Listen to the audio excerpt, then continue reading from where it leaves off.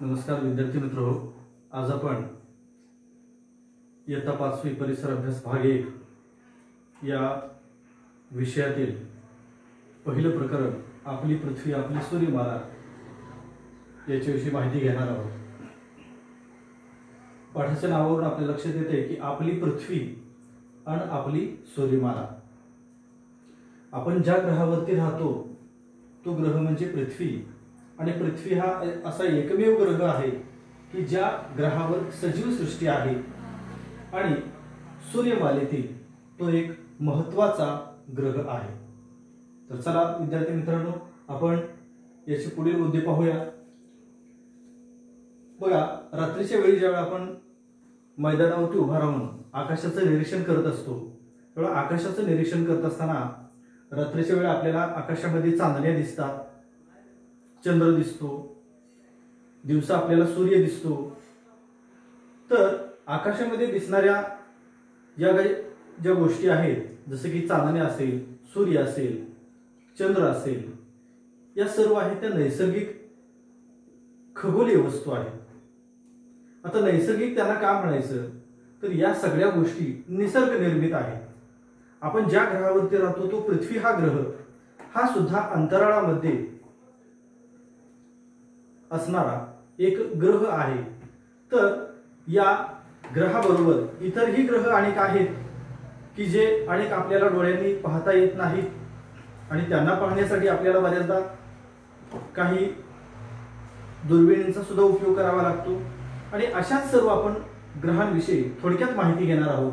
अगदी आपल्या अंतराळामध्ये काही प्रमुख गोष्टी आहेत त्याची आपण या पाठाच्या द्वारे माहिती घेणार आहोत। आणि त्यामुळे पहिला मुद्दा येतो खगोलीय वस्तू। तर जसं की आकाशामध्ये चंद्र, सूर्य, पृथ्वी, चांदण्या याच्या काही गोष्टी आपल्याला दिसतात, या सर्व वस्तूंना यांना वस्तू म्हटलेलं आहे। या सर्व वस्तूंना खगोलीय वस्तू असं म्हणतात। थोडक्यात विद्यार्थी मित्रांनो, व्याख्या कशी बनते, तर आकाशातील सर्व वस्तूंना खगोलीय वस्तू असं म्हणतात। आता या खगोलीय वस्तूमध्ये दोन गोष्टी महत्त्वाच्या आहेत, एक म्हणजे तारे आणि दुसरं म्हणजे ग्रह। आता आपण पाहूया की तारे कशाला म्हणतात आणि ग्रह कशाला म्हणतात। बघा, ज्या चांदण्या लुकलुकतात त्यांना आपण तारे असं म्हणतो, तर त्याच्या उलट ज्या चांदण्या लुकलुकत नाहीत त्यांना आपण ग्रह म्हणतो। तारे स्वयंप्रकाशित असतात, ग्रहांना मात्र स्वतःचा प्रकाश नसतो। थोडक्यात ग्रह स्वयंप्रकाशित नसतात, ग्रहांना ताऱ्यांपासून प्रकाश मिळतो। सूर्य हा सूर्यमालेतील सर्वात मोठा तेजस्वी तारा आहे। बघा, चांदण्या या सुद्धा तारेच आहेत, पण आपण काय म्हणतो तर फक्त चांदण्यांना बऱ्याचदा तारे म्हणतो। तर त्याबरोबर एक गोष्ट आपण ध्यानात घेतली पाहिजे की सूर्य हा सर्वात मोठा तारा आहे आणि तो तेजस्वी तारा आहे आणि त्याचा प्रकाश या सर्व ग्रहांना मिळत असतो। आता ग्रह स्वयंप्रकाशित नसतात, त्याच्यामध्ये आपला ग्रह पृथ्वी सुद्धा येतो। आता या सूर्यमालेमध्ये सूर्याच्या भोवती फिरणारे जे काही ग्रह आहेत ते कोणते, तर पहिल्यांदा सूर्याच्या अगदी सर्वात जवळचा ग्रह आणि तो म्हणजे बुध, पहिला ग्रह। दुसरा ग्रह आहे तो शुक्र, तिसऱ्या क्रमांकावरती आपली पृथ्वी येते आणि चौथ्या क्रमांकावरती मंगळ, पाचव्या क्रमांकावरती गुरु, सहाव्या क्रमांकावरती शनी, सातव्या क्रमांकावरती युरेनस आणि आठव्या क्रमांकावरती नेपच्यून असा क्रम आहे। आणि आपली ही सूर्यमाला, सूर्य हा तारा आणि सूर्याभोवती परिभ्रमण करणारे हे 8 ग्रह यांच्या सोबत आपली ही सूर्यमाला तयार होत असते। थोडक्यात सूर्यमाला म्हणजे नेमकं काय, तर सूर्य हा तेजस्वी तारा आणि त्या सूर्याभोवती परिभ्रमण करणारे हे जे काही ग्रह आहेत, बुध, शुक्र, पृथ्वी, मंगळ, गुरु, शनी, युरेनस, नेपच्यून आणि त्याच्या बरोबरच इतरही काही खगोलीय वस्तू आहेत की त्या वस्तू सुद्धा सूर्याभोवती परिभ्रमण करत असतात. या एकत्रित या संचालाच आपण सूर्यमाला असं म्हणतो. आता त्यानंतर पुढचा महत्वाचा भाग आहे ते म्हणजे आपल्या पृथ्वीचं परिभ्रमण. बघा, आपली ही जी पृथ्वी आहे ती पृथ्वी स्वतःभोवती फिरते, त्याला आपण पृथ्वीचं परिवलन असं म्हणतो. आणि ज्या वेळेला ही आपली पृथ्वी सूर्याभोवती प्रदक्षिणा घालत असते त्यावेळेला त्याला पृथ्वीचे परिभ्रमण असं आपण म्हणतो.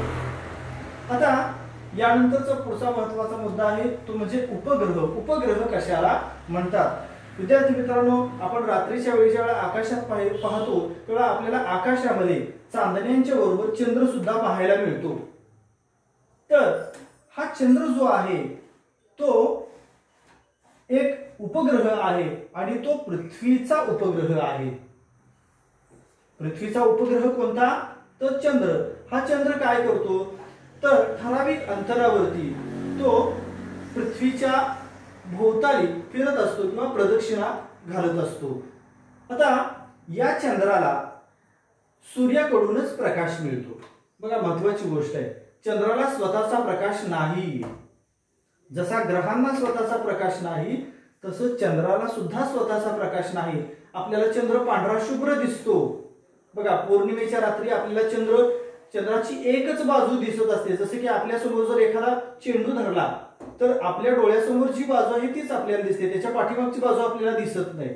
तसं पौर्णिमेच्या रात्री आपल्याला चंद्राची एकच बाजू प्रकाशित दिसते, म्हणजे त्या भागावरती सूर्याचा प्रकाश हा पडलेला असतो आणि चंद्राचा पृष्ठभाग किंवा माती त्या रंगाची असल्या कारणानं त्या प्रकाशाचं परावर्तन होतं आणि आपल्याला चंद्राचा भाग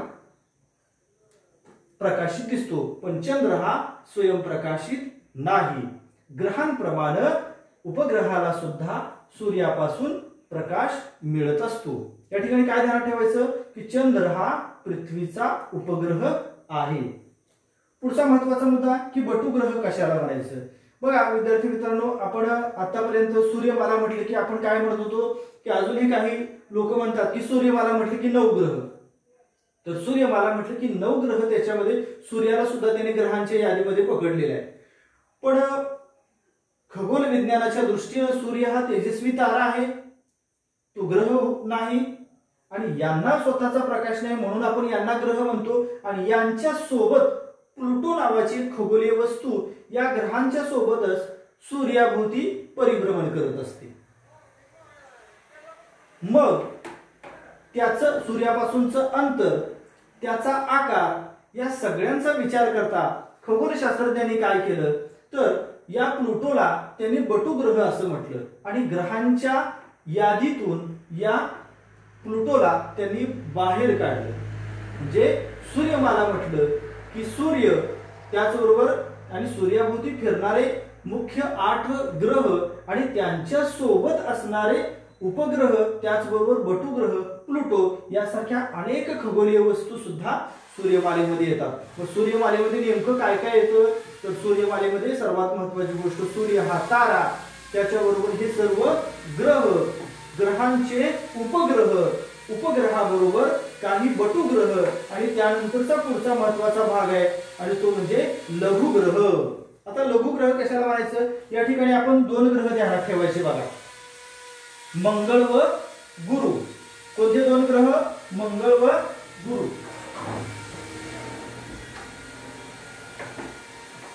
आता मंगळ आणि गुरु या 2 ग्रहांच्या दरम्यान असणाऱ्या खगोलीय वस्तूंच्या पट्ट्याला, लहान लहान तुकडे आहेत, या खगोलीय वस्तूंच्या पट्ट्याला आपण काय म्हणतो? लघुग्रह म्हणतो. म्हणजे सूर्यमालेमध्ये काय काय आलं बघा, हे सर्व ग्रह आले 8, उपग्रह सुद्धा आला, बटुग्रह आला, त्याचबरोबर सर्व लघुग्रह आले, म्हणजे लघुग्रहाचा पट्टा सुद्धा त्या ठिकाणी आलेला आहे आणि याची मिळून आपली सूर्यमाला बनते. आता यानंतर पुढचा महत्त्वाचा भाग आहे तो म्हणजे हे जे ग्रह आहेत ते सूर्यमालेपासून, सूर्यमालेमध्ये विशिष्ट अंतरावरती ते परिभ्रमण करत असतात आणि ते विशिष्ट अंतरावरती परिभ्रमण करत असतात त्यालाच आपण त्या ग्रहाची कक्षा असं म्हणतो. प्रत्येक ग्रहाची एक कक्षा निश्चित झालेली आहे.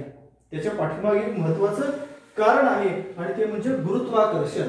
आता गुरुत्वाकर्षण म्हणजे काय तर प्रत्येक ग्रह आणि सूर्य हा तारा प्रत्येक खगोलीय वस्तूकडे दुसऱ्या खगोलीय वस्तूला आकर्षित करून घेण्याची एक शक्ती त्याच्यामध्ये असते आणि त्या कारणानं सूर्य काय करत असतो तर या ग्रहांना आपल्याकडे खेचून घेण्याचं काम करत असतो आपल्या गुरुत्वाकर्षण शक्तीच्या बळावरती. आणि त्याच वेळा हे ग्रह काय करतात तर आपल्या शक्तीच्या आधारे आपल्या गुरुत्वाकर्षण शक्तीच्या आधारे सूर्यापासून ते स्वतःला बाजूला लांब ढकलण्याचं काम करत असतात. सूर्य खेचण्याचं काम करतो तर हे सूर्यापासून बाजूला ढकलण्याचं किंवा सूर्यापासून लांब राहण्याचं काम करत असतात आणि या दोन्ही शक्ती परस्पर विरुद्ध कार्य करत असल्यामुळं हे जे ग्रह आहेत हे ठराविक अंतरावरती परिभ्रमण करत असतात ती त्यांची कक्षा आणि त्याच्यामुळं बऱ्याचदा हे ग्रह आपल्या समोर प्रश्न निर्माण होतो मग हे ग्रह एकमेकाला का धडकत नाहीत त्याचं कारण असं आहे की त्यांच्यामध्ये असणारं गुरुत्वाकर्षण बल. आता या ठिकाणी एक महत्त्वाची गोष्ट की या ज्या खगोलीय वस्तूंची माहिती आहे ही माहिती आपल्याला खगोलशास्त्राने करून दिली आहे आणि या खगोलशास्त्रामध्ये काही खगोल वैज्ञानिक सुद्धा काम करत असतात. जसं की आपल्या भारतामध्ये या अंतराळाचा अभ्यास करणारी एक संस्था आहे. जसं अमेरिकेची नासा नावाची एक संस्था आहे तसं भारतामध्ये भारतीय अवकाश संशोधन संस्था आपल्या भारतामध्ये अंतराळाचा अभ्यास करत असते. अंतराळामध्ये काय घडामोडी होतात त्याचा अभ्यास ही संस्था करत असते आणि त्यालाच आपण काय म्हणतो इस्रो या नावाने ओळखतो. आता इस्रो म्हणजे काय इस्रो म्हणजे इंडियन भारतीय एस फॉर स्पेस अवकाश आर फॉर रिसर्च संशोधन अँड ओ फॉर ऑर्गनायझेशन संस्था किंवा संघटना भारतीय अवकाश संशोधन संस्था त्याला आपण इस्रो या नावाने ओळखतो. आता या संस्थेमार्फत आपण काय करतो तर अंतराळातील विविध घडामोडींची तर माहिती घेतोच पण त्याचबरोबर आज आपला देश जो प्रगती करत आहे आपल्याला अनेक गोष्टी समजतात त्याच्या पाठीमागे ही आपली संस्था जी काय करत असते काही महत्त्वाचे कृत्रिम उपग्रह तयार करून ते अवकाशामध्ये सोडत असते. आता हा उपग्रह चंद्र आणि मग हे उपग्रह काय फरक आहे बघा तर सगळ्यात महत्त्वाची गोष्ट चंद्र हा नैसर्गिक दृष्ट्या तयार झालेला ती एक खगोलीय वस्तू आहे पण आपण सोडलेल्या अंतराळामध्ये जसं की चंद्रयान असेल जसं की मंगलयान असेल मंगळावरची जी मोहीम आहे ती मॉम नावाने ओळखली जाते MOM मार्स ऑर्बिट मिशन मग ही जी यानं वरती पाठवलेली आहेत ती यानं म्हणजे एक मशिनरी आहे आणि त्या मशीन्स आपण काय करतो तर त्या अंतराळामध्ये आपण सोडून देतो. काही मशिनरी ठराविक ठिकाणी ठराविक उपग्रहावरती जाऊन त्या ठिकाणी त्यांचं कार्य चालू ठेवतात किंवा काही मशिनरी काय करतात तर काही अंतराळ यानं ही आपल्या पृथ्वीच्या भोवती फिरत राहतात जेणेकरून आपल्याला पृथ्वीच्या आजूबाजूला अंतराळामध्ये काय घडामोडी होतात त्या घडामोडीची माहिती आपल्या अवकाश संशोधन संस्थेला ते इस्रोला पुरवत असतात. आणि हे सगळं कशामुळे शक्य झालेलं आहे तर इस्रो या संस्थेमुळे शक्य झालेलं आहे. बघा आता या ठिकाणी एक महत्त्वाची गोष्ट की हे उपग्रह जे आहेत नैसर्गिक ते अंतराळामध्ये त्यांच्या कक्षेमध्ये ते स्थापित झालेले आहेत ते स्वतः फिरत आहेत पण या ठिकाणी आपण पाठवणारा जो उपग्रह आहे ज्याला आपण कृत्रिम उपग्रह म्हणतो ज्याला आपण सॅटेलाइट असं म्हणतो ते सॅटेलाइट आपल्याला पृथ्वीवरून जर अवकाशामध्ये पाठवायचं असेल तर काय करावं लागतं. बघा दिवाळीमध्ये आपण एक फटाका उडवतो बघा त्याचं नाव आहे रॉकेट. आपण काय करतो एक बॉटल घेतो त्या बॉटलमध्ये त्या फटाक्याची सळीसारखी जी दांडी असते ती दांडी आपण काय करतो खाली जमिनीच्या दिशेने ठेवतो. वरचा जो वातीचा भाग आहे तो खाली आपल्याला दिसतो आणि आपण काय करतो तो फटाका तिथे पेटवतो. पेटवल्यानंतर काय होतं तर त्याची जी दांडी आहे ती दांडी जमिनीला दाब देऊन आकाशामध्ये झेपावते. आता ही आकाशामध्ये झेपावते अवकाशात नाही. आता मग एखादं अवकाशयान हे पृथ्वीवरून अवकाशामध्ये जर पाठवायचं असेल तर त्याला काय करावं लागेल, तर ही जर यानं पाहिली तर हजारो टन वजनाची अवकाशयानं असतात. आता काही यानं ही मानव विरहित असतात, काही यानामध्ये माणसं तिथपर्यंत बसून जातात, किंवा काही यानांमध्ये माणसं बसत नाहीत, फक्त ते अवकाशयानच पृथ्वीवरून सोडलं जातं. मानव रहित आणि मानव विरहित अशा दोन प्रकारच्या गोष्टी या ठिकाणी आपल्याला माहिती असणं गरजेचं आहे. तर ज्या वेळेला एखादं यान पृथ्वीवरून अवकाशामध्ये सोडलं जातं त्यावेळी ते हजारो टन वजनाचं अवकाशयान पृथ्वीच्या गुरुत्वाकर्षण शक्तीमुळे पुन्हा पृथ्वीवरती कोसळू नये याच्यासाठी एक महत्वाची गोष्ट केली जाते. आपल्याला माहित आहे की पृथ्वीवरून आपण जमिनीवरती उभा राहिलो, एखादा दगड वरती फेकला तर थोड्या वेळानंतर तो खाली येतो, पडतो. न्यूटनला सुद्धा हा प्रश्न पडलेला होता की झाडाचं पडलेलं जे झाडाचं तुटून पडलेलं फळ हे जमिनीवरतीच का पडतं. आपण सुद्धा एखाद्याला प्रश्न विचारला तर सहज लोक सांगतात जमिनीवर पडणार नाही तर मग कुठे आकाशात जाणार का. पण तसं नाही, त्याच्या पाठीमागे शास्त्रीय कारण आहे की आपल्या पृथ्वीवर मध्ये असणारी गुरुत्वाकर्षण शक्ती ही त्या ठिकाणी कार्य करत असते. मग पृथ्वी काय करते तर जमिनीवरतून वरती जाणाऱ्या वस्तूला गुरुत्वाकर्षणाच्या साहाय्याने ती आपल्याकडे खेचून घेण्याचं काम करत असते. मग असं हजारो टन वजनाचं अवकाशयान पृथ्वीवरून अवकाशामध्ये पाठवत असताना त्या ठिकाणी मोठ्या प्रमाणावरती इंधनाचा वापर केला जातो. त्याचबरोबर तिथं रॉकेटचा सुद्धा वापर केला जातो. आणि ज्या वेळेला असं एखादं अवकाशयान पृथ्वीवरून अंतराळामध्ये झेपावतं त्यावेळेला ते हजारो टन वजनाचं अवकाशयान अगदी व्यवस्थितरित्या अंतराळात जाण्यासाठी पृथ्वीच्या गुरुत्वाकर्षण शक्तीच्या विरुद्ध दिशेने कार्य करून ते व्यवस्थित वरती अंतराळात जाण्यासाठी रॉकेटचा वापर त्या ठिकाणी करावा लागतो. आता या ठिकाणी एक महत्वाची गोष्ट कोणती की जे आपण कृत्रिम उपग्रह सोडलेले आहेत त्याचे फायदे काय. आता हे कृत्रिम उपग्रह सोडल्याचे फायदे काय बघा. या कृत्रिम उपग्रहांमुळेच आपल्याला समजलं की आपली पृथ्वी कशी आहे. आपण म्हणतो आपली पृथ्वी गोल आहे, हे का समजलं तर आपण ज्या वेळेला अंतराळामध्ये एखादं अवकाशयान सोडलं आणि त्या अवकाशयानाने जेव्हा पृथ्वीची छायाचित्र घेतली त्यावेळेला आपल्याला समजलं की आपली पृथ्वी कशी आहे. दुसरी गोष्ट की या अवकाशयानांच्यामुळं किंवा कृत्रिम उपग्रहांमुळं सॅटेलाइटमुळं आपल्याला जगाचा नकाशा तयार करता आला. म्हणजे थोडक्यात नकाशे तयार करण्यासाठी कृत्रिम उपग्रह महत्वाचे आहेत. आज आपण पाहतो की एखाद्या ठिकाणी जर वादळ येणार असेल तर त्याची पूर्वकल्पना आपल्याला हवामान खात्यामार्फत मिळते. म्हणजे हवामानाचे अंदाज सांगण्यासाठी सुद्धा आपल्याला कृत्रिम उपग्रह मदत करतात. अगदी आपली इंडियन आर्मी असेल यांना सुद्धा कोणत्या लोकेशनला कुठं पोहोचायचं, तिथला तो भाग कसा आहे याची सुद्धा माहिती पुरवण्याचं काम हे कृत्रिम उपग्रह करत असतात.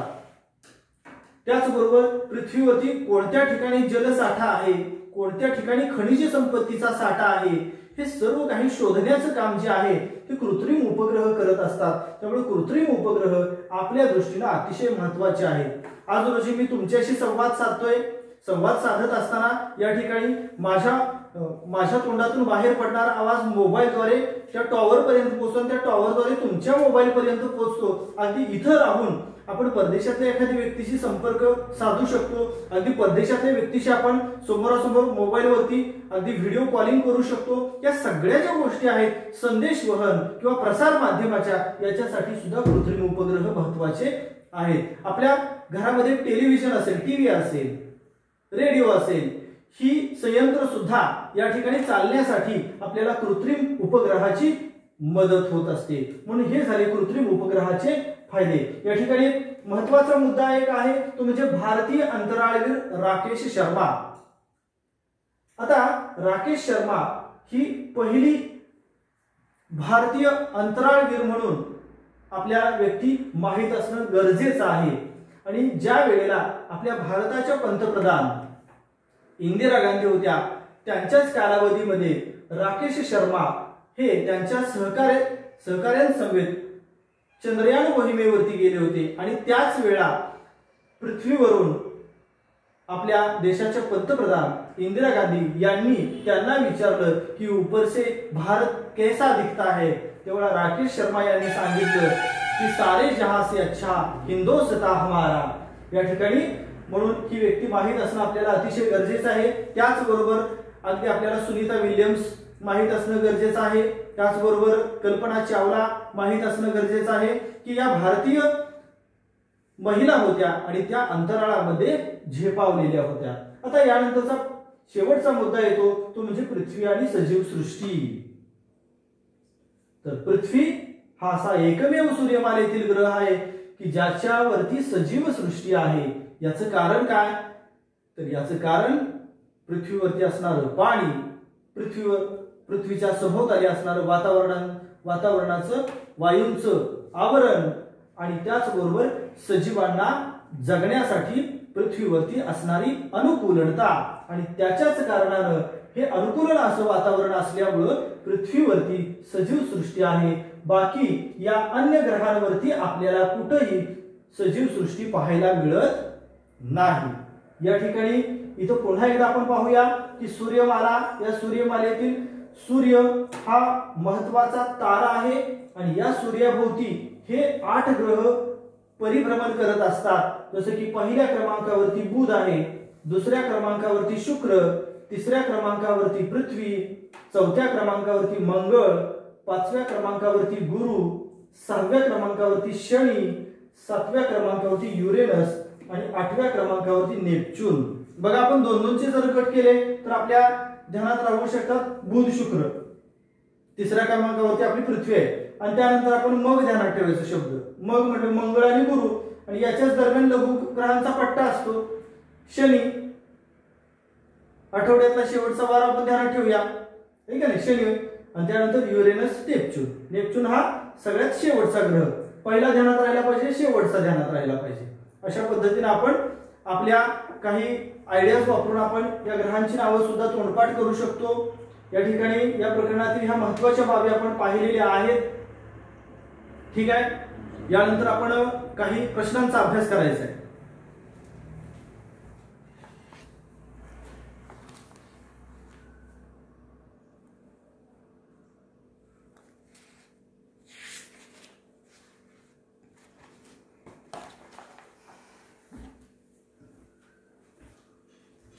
बघा पहिला प्रश्न आहे, स्वाध्याय काय करावे बरे, लघुग्रहांच्या पट्ट्यातील एक खगोलीय वस्तू निखळली आहे, ती आता सूर्याच्या दिशेने झेपावत आहे, आपली पृथ्वी नेमकी तिच्या मार्गात येणार आहे, या खगोलीय वस्तूशी पृथ्वीची टक्कर होण्याची शक्यता आहे, ही टक्कर टाळण्यासाठी तुम्ही कोणता उपाय सुचवाल। या ठिकाणी आपण काय करू शकतो बघा, तर लघुग्रह म्हणजे कुठे आले, तर मंगळ आणि गुरु या 2 ग्रहांच्या दरम्यान या खगोलीय वस्तूंच्या पट्ट्यातून एक खगोलीय वस्तू निसटलेली आहे आणि ती आपल्या पृथ्वीच्या दिशेने यायला लागलेली आहे। पुस्तकामध्ये तुम्ही आकृती बघू शकता।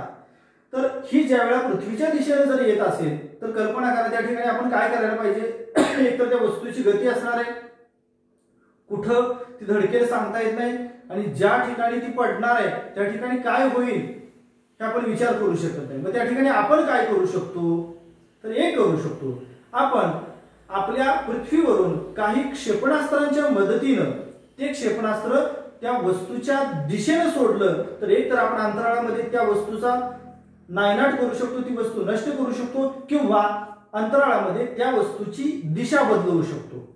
ठीक आहे, या प्रश्नाचं उत्तर इथं संपलं। दुसरं, जरा डोके चालवा, सूर्य अचानक गडप झाला तर आपल्या सूर्यमालेचे काय होईल। बघा सूर्य अचानक गडप झाला म्हणजे थोडक्यात दिसेनासा झाला, काय होईल, सूर्य नसताना रात्री काय अवस्था असते आपल्याला माहिती आहे की सूर्यच नसेल तर सगळ्यात महत्वाची गोष्ट की सर्वत्र अंधार पसरेल, हळूहळू बाकीच्या गोष्टीवरती परिणाम होणार आहे की सूर्य जर नसेल तर या सूर्यप्रकाशाच्या सानिध्यामध्ये वनस्पती स्वतःचं अन्न स्वतः तयार करतात, जगण्यासाठी त्यांना अन्न निर्मितीसाठी सूर्यप्रकाशाची गरज असते। जर सूर्य गडप झाला तर वनस्पती सुद्धा नष्ट होतील, वनस्पतीवरती आपण अवलंबून असतो, सजीव सृष्टी धोक्यातील सर्व सजीव सुद्धा संपून जातील। कोणत्याही ग्रहाला प्रकाश मिळणार नाही. अशा पद्धतीनं मोठे वातावरणात सुद्धा बदल होतील. म्हणजे सूर्य गडप झाला तर या गोष्टी या ठिकाणी होतील. पुढचा प्रश्न आहे, असे समजा की मंगळ ग्रहावरील तुमच्या सवंगड्याला तुमचा पत्ता कळवायचा आहे. बघा प्रश्न काय आहे की तुमचा मित्र कुठं आहे? मंगळ ग्रहावरती. पृथ्वी कुठं आहे? तिसऱ्या क्रमांकावरती. पुढचा ग्रह कोणता आहे? चौथ्या क्रमांकावरती मंगळ. पृथ्वी इथं, मंगळ इथं. पृथ्वीपासून मंगळ अंतर खूप आहे. मग आता प्रश्न काय विचारलेला आहे की असे समजा की मंगळ ग्रहावरील तुमच्या सवंगड्याला तुमचा पत्ता कळवायचा आहे. म्हणजे त्याला तुमच्याकडे यायचं आहे. जसं की एखादा तुमचा मित्र किंवा नातेवाईक तुमचे समजा मुंबईमध्ये असतील आणि त्यांना तुमच्याकडे यायचं असेल आणि तुमचं घर कुठं आहे हे जर त्यांना माहिती नसेल किंवा अनोळखी एखादी व्यक्ती असेल किंवा मित्र असेल त्यांना तुमच्याकडे यायचं असेल आणि तुमचं जर घर कुठं आहे तुम्हाला सांगायचं असेल तर पहिल्यांदा आपण काय करतो बघा, त्या पद्धतीनंच हा पत्ता आपल्याला लिहायचा आहे. प्रश्न आपण अगोदर नीट समजून घेऊया की मंगळ ग्रहावरील तुमच्या सवंगड्याला तुमचा पत्ता कळवायचा आहे. तुम्ही नेमके कोठे राहता हे त्याला किंवा तिला नीट कळले पाहिजे. तुम्ही तुमचा पत्ता कसा लिहाल? बघा किती मोठी गोष्ट आहे. तो मंगळावरती आहे तुमचा मित्र, तुम्ही पृथ्वीवरती आहात. तुम्ही तुमच्या गावाचं नाव लगेच टाकून चालणार नाही. मी अमुक एखाद्या गल्लीत राहतो सांगून चालणार नाही. मग काय करावं लागेल तर पहिली महत्वाची गोष्ट की पहिल्यांदा त्या मंगळ ग्रहावरती असणाऱ्या तुमच्या मित्राला आपण काय सांगितलं पाहिजे की मी सूर्यमालेतील तिसऱ्या क्रमांकाच्या ग्रहावरती म्हणजे पृथ्वीवरती राहतो. म्हणजे मंगळावरती असणारा तुमचा मित्र पहिल्यांदा पृथ्वी हा ग्रह शोधेल. दुसरी गोष्ट पहिल्यांदा ग्रहाचं नाव सांगितलं. दुसऱ्यांदा आपण काय सांगितलं तर या पृथ्वी या ग्रहावरती मी आशिया खंडामध्ये राहतो, खंड सांगितला पाहिजे.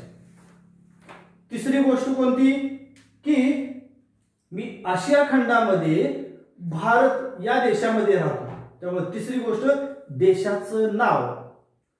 चौथी गोष्ट की देशाचं नाव झालं मी महाराष्ट्र या राज्यामध्ये राहतो. आपण महाराष्ट्रात राहतो ना, त्यामुळे महाराष्ट्राचं नाव, त्यानं महाराष्ट्र पहिल्यांदा शोधलं पाहिजे. त्यानंतर पाचवी गोष्ट कोणती की महाराष्ट्रामध्ये जिल्हा कोणता. समजा आता आपण इथं राहतोय तर मग मी सांगली जिल्हा सांगणार. आणि त्यानंतर मग आता नेमकं तुम्ही कुठे आहात त्या ठिकाणी आपण काय केलं पाहिजे, सांगली जिल्ह्यातून आपण आपल्या तालुक्यामध्ये आलो पाहिजे. कोण कोल्हापूर जिल्ह्यात असेल, कोण सातारा जिल्ह्यामध्ये असेल तर या ठिकाणी आपण जिल्ह्यानंतर पुन्हा त्याला सांगितलं पाहिजे की तालुका शोध. जिल्हा झाला तालुका, तालुक्यानंतर पुन्हा आपण आपलं गाव सांगू आणि गावानंतर आपण आपलं नाव सांगू. आणि त्यावेळेला गावानंतर गावामध्ये ज्यावेळेला तो येईल त्यावेळेला तो आपलं नाव शोधत आपल्याजवळ गल्लीमध्ये येणार आहे. म्हणजे या पद्धतीने आपण जर त्याला पत्ता सांगितला तर निश्चितच त्याला पृथ्वीवरती तुमचं घर सापडणार आहे. आता या ठिकाणी तिसरा प्रश्न दिला आहे तो सूर्यमालेतील कोणत्या ग्रहांचा क्रम चुकला आहे ते ओळखून सूर्यापासून ग्रहांचा क्रम योग्य लावा. इथं 8 ग्रहांचा क्रम दिलेला आहे, तो तुम्ही बघायचा आहे की बुध, शुक्र, पृथ्वी, मंगळ, गुरु, शनी, युरेनस, नेपच्यून या पद्धतीनं क्रम आपण ध्यानात ठेवायचा आहे. आता पुढचा प्रश्न आहे तो म्हणजे प्रश्न चौथा, मी कोण. बघा परीक्षेमध्ये अशा स्वरूपाचे आपल्याला प्रश्न अनेक येतात. पृथ्वीवरून तुम्ही मला पाहता, तुम्हाला दिसणाऱ्या माझ्या प्रकाशित भागात नियमितपणे बदल होतो. कोण बरं? चंद्र. मी स्वयंप्रकाशी आहे, माझ्यापासून निघणाऱ्या प्रकाशामुळे ग्रहांना प्रकाश मिळतो. स्वयंप्रकाशी म्हटले की कोण? सूर्य. का तर सूर्यापासूनच सर्व ग्रहांना प्रकाश मिळतो. तिसरं, मी स्वतःभोवती, ग्रहाभोवती आणि ताऱ्याभोवतीही फिरतो. कोण? बघा मी स्वतःभोवती, ग्रहाभोवती आणि ताऱ्याभोवती. उपग्रह किंवा चंद्र सुद्धा आपण म्हटलं तरी सुद्धा चालेल. पुढचा प्रश्न, माझ्यासारखी सजीव सृष्टी इतर कोणत्याच ग्रहावर नाही, आपली पृथ्वी. पुढचा प्रश्न, मी पृथ्वीपासून सर्वात जवळचा तारा आहे, सूर्य. ठीक आहे, इथं हा प्रश्नाचा प्रकार संपलेला आहे. प्रश्न 5वा आपण पाहूया. अवकाश प्रक्षेपणामध्ये रॉकेट का वापरतात? मग अशी सांगितलेलं आहे बघा मी की पान क्रमांक 4 वरती सुद्धा त्याचं उत्तर दिलेलं आहे. अवकाश यानाचे अवकाशात प्रक्षेपण करण्यासाठी शक्तिशाली अग्निबाणांचा म्हणजे रॉकेटचा उपयोग करतात. त्याचं कारण काय आहे? रॉकेटमध्ये प्रचंड प्रमाणावर इंधन जाळले जाते आणि त्यामुळे हजारो टन वजनाचे अवकाशयान अंतराळात नेणे सोपे जाते. याचं कारण पृथ्वीच्या गुरुत्वाकर्षण शक्तीच्या विरुद्ध दिशेने कार्य करून ते हजारो टन वजनाचं अवकाशयान अंतराळामध्ये सुस्थितीत पोहोचवण्यासाठीच अवकाश प्रक्षेपणामध्ये रॉकेटचा वापर करतात. शास्त्रीय कारणे त्यासाठी सुद्धा आपल्याला बरेचदा हा प्रश्न विचारला जाऊ शकतो. पुढचा शेवटचा प्रश्न आहे, कृत्रिम उपग्रह कोणकोणती माहिती देतात? पुन्हा एकदा तुम्हाला सांगतो, शेती, पर्यावरणाचे निरीक्षण, हवामानाचे अंदाज, नकाशा तयार करणे, पृथ्वीवरील पाणी व खनिज संपत्तीचा शोध घेणे व संदेश वहन करण्यासाठी कृत्रिम उपग्रह आपल्याला मदत करत असतात किंवा आपण काय करतो त्यांचा वापर हा करत असतो. तर विद्यार्थी मित्रांनो, या ठिकाणी हा पाठ पूर्ण संपलेला आहे. या ठिकाणी तुम्ही एक गोष्ट करायची आहे की भारतीय अंतराळवीर राकेश शर्मा त्याचबरोबर चांद्रयान आणि मंगलयान याची माहिती तुम्ही पुस्तकातून ती लिहून घ्यायची. ठीक आहे, या ठिकाणी आपला हा पाठ संपलेला आहे. सर्व प्रश्नांची उत्तर व्यवस्थित पूर्ण करा आणि आता मी जी व्हिडिओ तयार केली आहे ती तुम्हाला युट्यूबच्या माध्यमातून मी तुमच्या पर्यंत पोहोचवत आहोत. ती व्हिडिओ तुम्ही डाउनलोड सुद्धा करू शकता किंवा तुम्ही ती बघायची आहे. बघितल्यानंतर त्या ठिकाणी लाईक करायचं. सगळ्यात महत्त्वाची गोष्ट, लाईक केल्यामुळे मला समजेल की किती मुलांनी ती बघितलेली आहे. त्यासाठी तुम्ही काय करायचंय तर ती व्हिडिओ बघितल्यानंतर ती लाईक करायची आहे. खाली कमेंट बॉक्स असतो, त्याच्या कमेंट बॉक्समध्ये तुम्ही तुमचं फक्त नाव जरी लिहिलं तरी सुद्धा मला पटकन आणखी सोपं होईल समजणं की कोणत्या विद्यार्थ्याने ती बघितली आहे. आणि अशा प्रकारे आपण ही व्हिडिओ जी आहे आपल्याजवळ संग्रहित ठेवायची आहे. पण ही व्हिडिओ बघत असताना आपल्या मोबाईल मध्ये इंटरनेटची सुविधा असणं गरजेचं आहे. इंटरनेट असल्याशिवाय ती आपल्याला व्हिडिओ पाहता येणार नाही. धन्यवाद.